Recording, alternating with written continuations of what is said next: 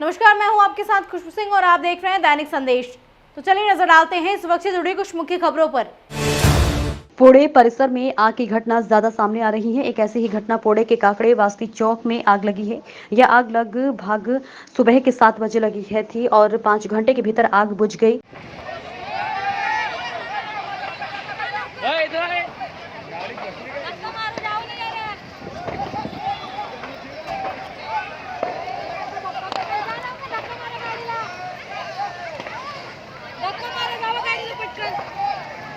कई लोगों का हुआ भारी मात्रा में नुकसान लाखों का और 7 से 8 गोदाम हुए जलकर राख। आग इतने भीतर थी कि जितने भी गोदाम के अंदर सामान था वह जलकर राख हो गया।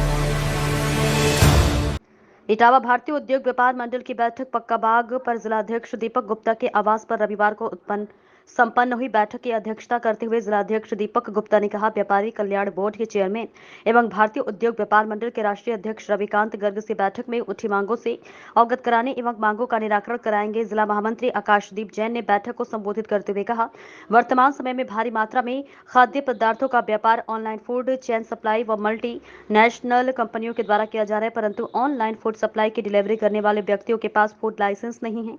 सभी ऑनलाइन व फूड चेन सप्लाई डिलीवरी करने वाले व्यक्ति के खाद्य सुरक्षा एवं मानक अधिनियम के नियमों के अनुसार रजिस्ट्रेशन व लाइसेंस बनाया जाए। शहर अध्यक्ष रजत जैन ने कहा, खाद्य विभाग रजिस्ट्रेशन सर्टिफिकेट वालों छोटे व्यापारियों के लिए मानकों के आधार पर सैंपल फेल होने और जांच के समय अन्य छोटी कमियों के पाए जाने पर अधिनियम की धारा 69 के अनुसार शमन के आधार पर कार्यवाही किए जाने के लिए आवश्यक नियमावली जारी करें, जिससे छोटे व्यापारी अनावश्यक कानूनी प्रक्रिया से बच सके।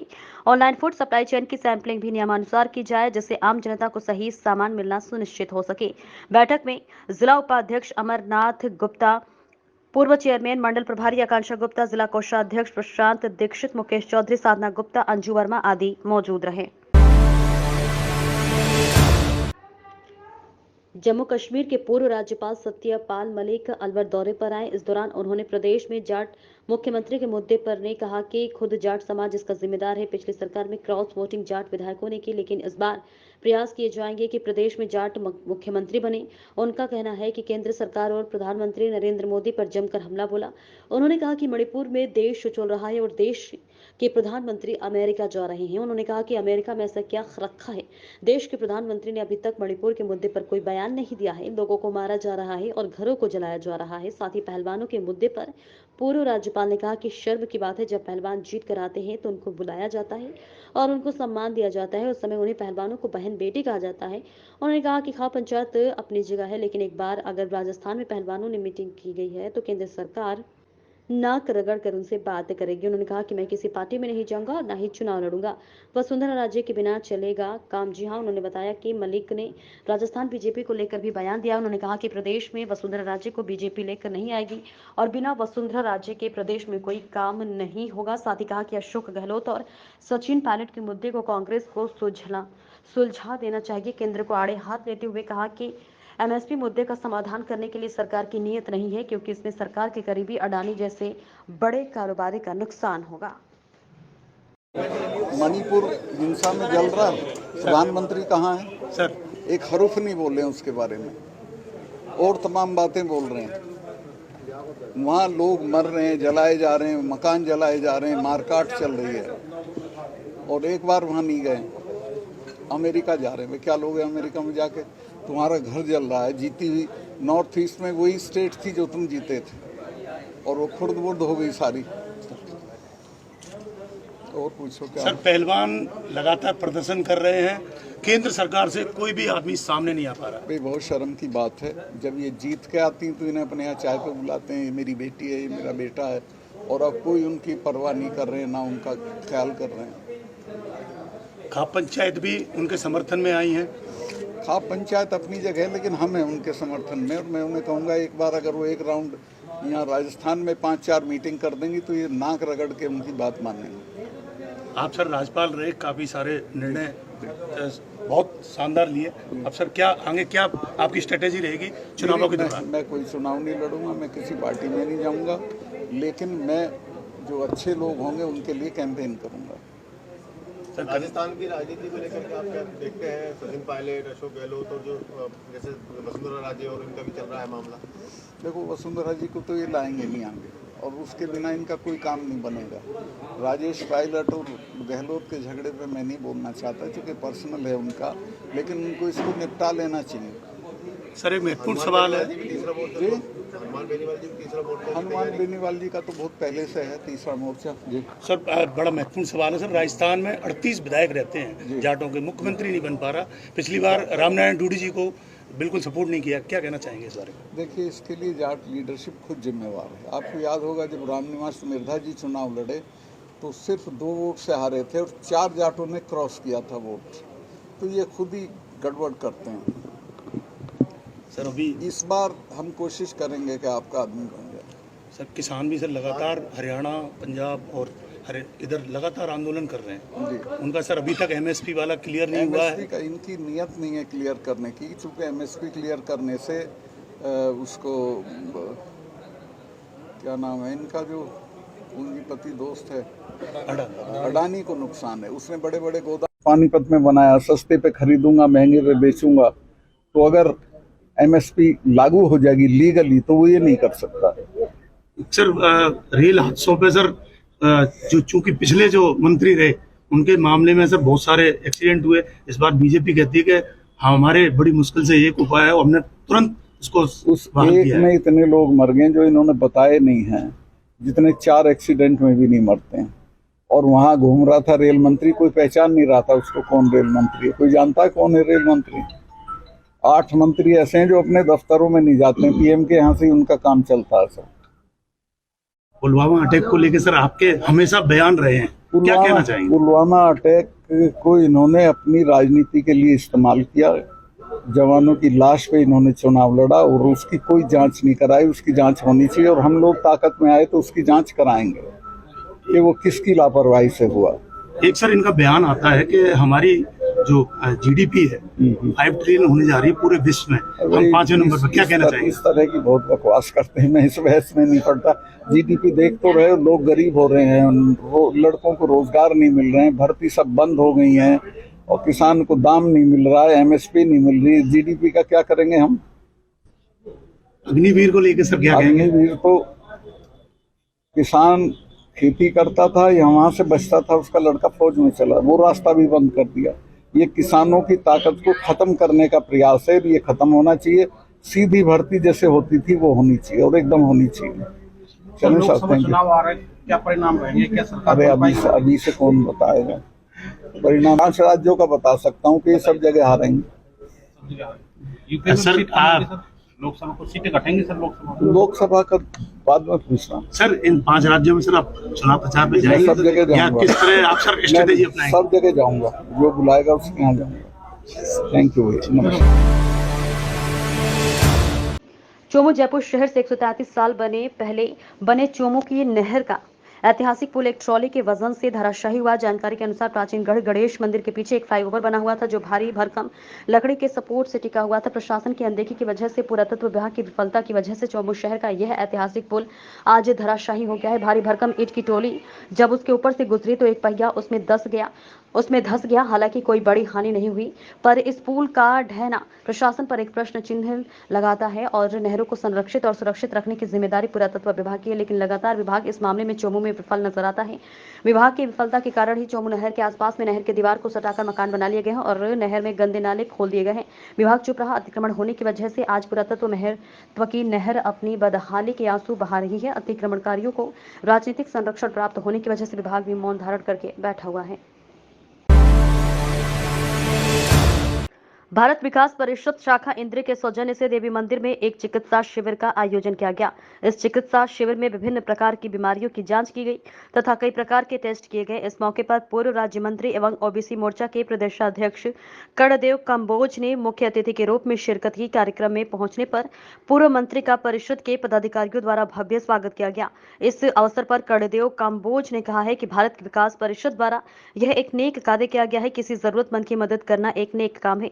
हमारे शास्त्रों में भी नर सेवा को नारायण सेवा के रूप में माना गया है। कंबोज ने कहा कि 23 मई से 30 जून तक पूरे देश में विभिन्न प्रकार के कार्यक्रम आयोजित कर सरकार की कल्याणकारी नीतियों व विकास कार्यों का प्रचार प्रसार किया जा रहा है। 30 मई को प्रधानमंत्री नरेंद्र मोदी की सरकार को बने 9 साल पूरे हो गए हैं।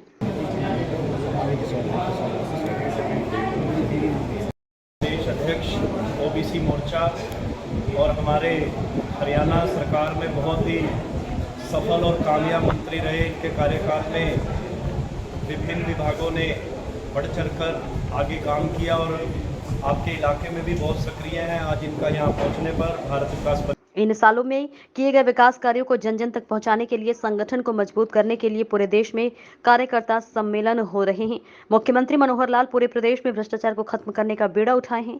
भ्रष्टाचार पर सरकार की पूरी नजर है। इसी प्रकार प्रदेश में 24 घंटे बिजली दी जा रही है और पूरे प्रदेश में एक समान प्रकार से विकास के कार्य किए जा रहे हैं। हरियाणा उत्तर और इंद्री शाखा की तरफ से मैं बहुत बहुत स्वागत और अभिनंदन करता हूं। इनके साथ कुछ जो भी माननीय सदस्य आज यहाँ पहुँचे हैं उनका भी भारत विकास परिषद की तरफ से स्वागत। भारत का समाज सेवा में संस्कार के कार्य, विभिन्न कार्य भारत विकास परिषद करती है और आगे भी आज सहयोग रहेगा। जैसा अमित जी से बात हुई कि एक मेडिकल कैंप लगाना है तो विर्क हॉस्पिटल के विशेष सहयोग से जैसे ही बात की इंद्री में आने को डॉक्टर विर्क ने तुरंत सहमति दी कि इंद्री में हम लोग जरूर आएंगे और एक कैंप लगाएंगे, तो उन्होंने आज इसका आयोजन किया। विर्क हॉस्पिटल का भी बहुत बहुत धन्यवाद और इनसे विशेष आग्रह किया है कि जो आज यहाँ पर मरीज जो भी आएंगे उनको फ्री में इलाज तो होगा ही और उसके बाद जो भी हॉस्पिटल में भी जाएंगे उनका रियायती दरों पर इलाज वहाँ पे किया जाएगा। तो पुनः मेरा पूरी इंद्री शाखा की टीम को बहुत बहुत बधाई। राहुल जी, अमित जी, सभी साथी कर्मठ साथी सेवा में लगे हुए हैं और आने वाले समय पर भी ऐसे ही इंद्री में सेवा संस्कार के कार्य करते रहे और मंत्री जी का यहाँ पहुँचने पर बहुत बहुत धन्यवाद। मंत्री पूर्व मंत्री श्री कर्णदेव कंबोज जी का मैं हार्दिक स्वागत करता हूँ और प्रांतीय अध्यक्ष धीरज भाटिया जी जो इस कैंप में हैं उनका भी मैं हार्दिक स्वागत करता हूँ और विर्क हॉस्पिटल की तरफ से सभी आए हुए डॉक्टरों की टीम का भी मैं हार्दिक स्वागत करता हूँ। आज का कार्यक्रम भारत विकास परिषद के माध्यम से आज यहाँ इंद्री के कृष्णा मंदिर में एक मेडिकल चेकअप कैंप का आयोजन किया गया है और उसमें सभी प्रकार के चिकित्सक यहाँ बुलाए गए हैं। कुछ हॉस्पिटल्स के सिलेक्टेड डॉक्टर भी जो है आज इस कार्यक्रम में यहाँ उपस्थित होकर के लोगों के जांच करेंगे और ये इस प्रकार का काम है जो लोग ज़रूरतमंद हैं, जो लोग किसी न किसी बीमारी से ग्रस्त हैं, उनको यहाँ एक छत के नीचे ही इस प्रकार से फैसिलिटी आज यहाँ भारत विकास परिषद के माध्यम से जाना जुटाई गई है। मैं बधाई दूंगा अपने भारत विकास परिषद के सभी पदाधिकारियों को, सभी सदस्यों को कि उन्होंने एक बहुत अच्छा कार्य, क्योंकि हमारे वेदों में, हमारे शास्त्रों में कहा भी गया है कि नर सेवा नारायण सेवा। जो लोग किसी न किसी बीमारी से या किसी न किसी अभाव से ग्रस्त होते हैं, अगर कोई व्यक्ति उनकी मदद करता है तो उनके लिए एक भगवान के रूप में उनके लिए उसका आदर बनता है। तो आज जो हमारे इस संगठन के द्वारा, वैसे तो हरियाणा के अंदर बहुत जाल फैला हुआ है हमारे संगठन का, 180 से ज़्यादा हमारी संस्थाएं हैं और ऐसे बहुत से संगठन आरएसएस के द्वारा प्रायोजित किए गए हैं जो पूरे देश के अंदर सेवा के कार्य करते हैं। चाहे वो वन क्षेत्रों के अंदर जहाँ जाना आना भी बड़ा दुर्गम होता है, वहाँ भी जा कर के हमारे वो लोग सब जा कर के, हमारे स्वयंसेवक जा कर के घर घर तक जा कर के जो है ना इस प्रकार की सुविधाएं पहुँचाने का काम करते हैं और हर वर्ग तक जो है ना कुछ मदद मिले तो उसके लिए अलग अलग संस्थाएं जो है ना बनाई गई हैं, और वो सारी संस्थाएं अपने आप में किस प्रकार की मिसाल कायम करती हैं अपने कर्म के द्वारा, अपने कार्य के द्वारा, और उससे जो है ना जो समाज को लाभ मिलता है, समाज को जो समस्या होती है उस समस्या को निदान दिलाने के लिए, उसको ठीक करने के लिए हमारे सारे संगठन इस प्रकार से जो मदद करते हैं। तो आज लोग भी इस बात को मानते हैं कि निश्चित तौर पर जो है इस प्रकार के संगठन है, स्वयंसेवी संगठन है जो लोगों की मदद के लिए बनाए गए, और निश्चित तौर पर लोगों को इनसे मदद भी मिलती है। तो मैं अपने सभी जो हमारे पदाधिकारी हैं भारतीय विकास परिषद के, उन सबको बहुत बहुत बधाई दूंगा, और जितने भी यहाँ मेडिकल स्टाफ से जितने भी लोग आज यहाँ आए हैं उनका धन्यवाद करूंगा कि उन्होंने अपने व्यस्तम समय से समय निकाल करके आज ये इस प्रकार की सेवा का कार्य करने का जो उन्होंने आज अपना एक दिन का जो उन्होंने अपना समय दिया है, उसके लिए मैं उनका धन्यवाद करता भाजपा की तरफ से संयुक्त सम्मेलन, संयुक्त मोर्चा इकट्ठे करके सम्मेलन किए जा रहे हैं, क्या है क्या? देखिए 30 मई से लेकर के 30 जून तक, क्योंकि 30 मई को नरेंद्र मोदी जी को बने हुए 9 साल हो गए हैं, और इस 9 साल के कार्यकाल के दौरान जो जो डेवलपमेंट के काम हुए, जो परिवर्तन हुए हैं, उन सब को लोगों तक पहुंचाने के लिए, लोगों तक ले जाने के लिए इस प्रकार के सम्मेलन जो है भारतीय जनता पार्टी, ये केवल हरियाणा में नहीं पूरे देश के अंदर आयोजित किए जा रहे हैं। तो आज इंद्री के अंदर भी है, आज मुलाना के अंदर भी है, और भी कई जगह इस प्रकार के सम्मेलन है। तो ये पार्टी के कार्यक्रम है और इसी प्रकार से चलते रहते हैं अपने संगठन को मजबूत करने के लिए। तो मैं ज़्यादा न कहता हुआ, क्योंकि पार्टी के एक कार्य नहीं, कई तरह के सम्मेलन चल रहे हैं। कहीं बुद्धिजीवी सम्मेलन है, कहीं संयुक्त मोर्चे के सम्मेलन है, कहीं लाभार्थियों से संपर्क के अभियान है, आज मन की बात भी है, और अभी हम सब लोग जाकर के प्रधानमंत्री जी की मन की बात भी जो है ना आप सुनेंगे।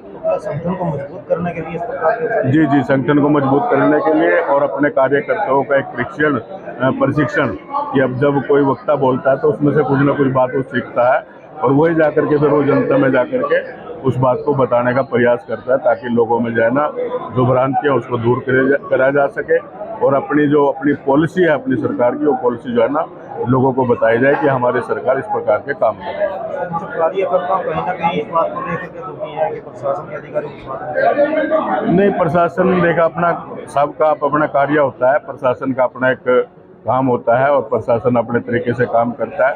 सरकार के ऊपर डिपेंड है कि सरकार उनसे किस प्रकार से काम करवाना चाहती है, क्योंकि भारतीय जनता पार्टी की सरकार बिल्कुल फेयर काम में विश्वास रखती है, इसलिए किसी भी प्रकार का अनावश्यक रूप से जो है दबाव किसी प्रशासनिक अधिकारी के ऊपर हमारी सरकार के द्वारा नहीं दिया जाता। और जिस प्रकार से आज पूरे हरियाणा के अंदर काम हो रहे हैं, जिस प्रकार से आज हरियाणा बदल रहा है, और हरियाणा से जो भ्रष्टाचार खत्म हो रहा है, जो भ्रष्टाचार की जननी कहा जाता था हरियाणा, आज उससे भ्रष्टाचार खत्म हो रहा है। आप देखेंगे कि कितने लोग हर रोज भ्रष्टाचार के सूट पकड़े भी जाते हैं, और पहले तो ये लोग पकड़े ही नहीं जाते थे, क्योंकि जो पकड़ने वाले लोग थे वो भी सारे मिले हुए थे। आज बहुत से लोग जो है जो भ्रष्टाचारी हैं उन पर बिल्कुल सरकार की नज़र है, और वो लोग जो है पकड़े भी जा रहे हैं, उनको जेलों में भी डाला जा रहा है। आज भ्रष्टाचार के ऊपर जो इस सरकार ने चोट की है, आपने देखा होगा कि पिछले 8.5 साल के दौरान जो है हमारी हरियाणा की सरकार ने 1 लाख से ज़्यादा बच्चों को मेरिट के आधार पर नौकरियां देने का काम किया है। 24 घंटे हमने गांव के अंदर बिजली देने का काम हम कर रहे हैं। तो ऐसे बहुत से काम हैं जो बिल्कुल फेयर आज घर बैठे बैठे लोगों को जो है ना योजनाओं का लाभ मिल रहा है। तो ये कहीं ना कहीं भ्रष्टाचार के ऊपर जो है ना चोट है, और भ्रष्टाचार को समाप्त करने का जो है ना एक बहुत अच्छा तरीका हमारे मुख्यमंत्री मनोहर लाल जी ने हरियाणा के अंदर जो है ना शुरू किया। अगला चुनाव गठबंधन पे होगा या?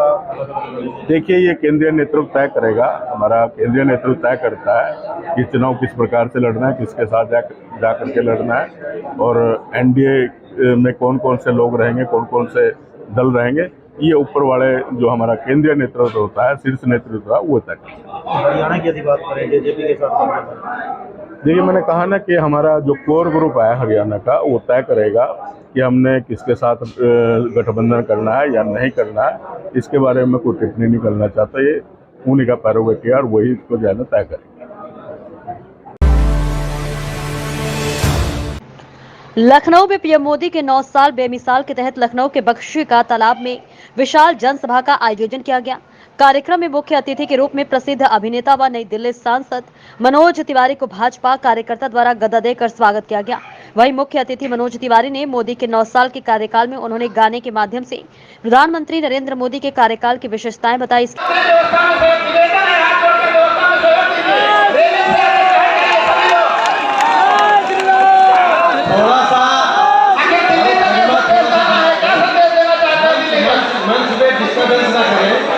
स्वागत का कार्यक्रम खत्म करा दीजिए, हो गया। के अलावा उन्होंने कहा, प्रधानमंत्री नरेंद्र मोदी के 9 साल में जो कार्य किया है वे पिछले कई सालों में अन्य सरकारें नहीं कर पाई। वे चाहे गरीबी हटाने को लेकर हो, चाहे गुंडाराज खत्म करने की। इस दौरान केंद्रीय राज्य मंत्री कौशल किशोर सहित मोहनलालगंज की 5 विधानसभा से विधायक के साथ हजारों कार्यकर्ता कार्यक्रम में मौजूद रहे। हिसाब किताब का फैसला करना होता है कि हमारा सेवक कैसा है। तो हम लोग पूरे देश में हर जगह ये अपना प्रतिवेदन दे रहे हैं, 9 साल का लेखा जोखा, और हम उसमें कई चीज़ें बताते हैं कि जनता के लिए हमने किया है। जहाँ तक मोहनलालगंज में आज हमने बात किया, क्योंकि कोई नारा नहीं है, वो हमारा पॉलिसी है। तो हमने जो भी काम किया, चाहे वो 12 करोड़ शौचालय बनाना हो, 48 करोड़ लोगों को पहली बार देश के लोगों को बैंक से जोड़ा जाना हो, जिसके कारण हम 500 रुपया की सब्सिडी भी सीधे अकाउंट में दे पाते हैं, जिसके कारण हम किसानों को एक बार में पैसे दे देते हैं मोदी जी। तो ये सब हिसाब किताब हम जनता को दे रहे हैं, और हम जनता से भी प्रार्थना कर रहे हैं कि इतने समय में जो हमने किया, वो हम इस बात का दावा जरूर करेंगे कि पिछले 55 साल के शासनकाल में और लोगों ने नहीं किया जो हमने 9 साल में कर दिया है। आगे आप सबका आशीर्वाद बना रहे, इसके लिए हम आपको पहले से इस तरह से देखते हुए देखिए, मेरा बहुत इमोशनल है चंद्रिका धाम में आना, बख्शी के तालाब आना, क्योंकि जब मुझे संसार में कोई नहीं जानता था, तब भी मैं उस समय एक चैनल होता था और मैं इसी जगह आता था, माँ का दर्शन किया था, बीच में भी आया हूँ, लेकिन मैंने यहाँ के विधायक से, यहाँ के सांसद से बराबर कहता रहा हूँ, देखो भैया, हमको बुलाना है तो चंद्रिका माई का ध्यान रखना। और मुझे जान के खुशी हुई कि लगभग 7 करोड़ के विधान के लिए पास हुआ है, उसमें से 74 लाख रुपए सैंक्शन भी है। पूरे रास्ते को लाइट से जगमगाना है, और जिस प्रकार से बाबा विश्वनाथ के कॉरिडोर को बनाए हैं, सजाए हैं, जैसे हम माँ विंध्यवासिनी का कॉरिडोर बन रहा है, उसी तरह से हम माँ चंद्रिका धाम, बगल में महादेवा, ये सब हमारे उस लिस्ट में है जहां हमें मोदी जी की नीति की 2 पटरी, एक इंफ्रास्ट्रक्चर और दूसरा भारतीय संस्कृति, दोनों को सजा के देना है।